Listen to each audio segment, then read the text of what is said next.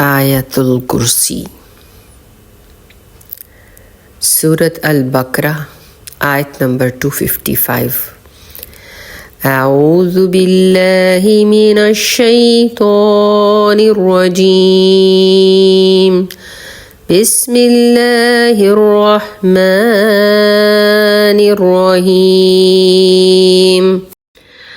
الله لا إله إلا هو الحي القيوم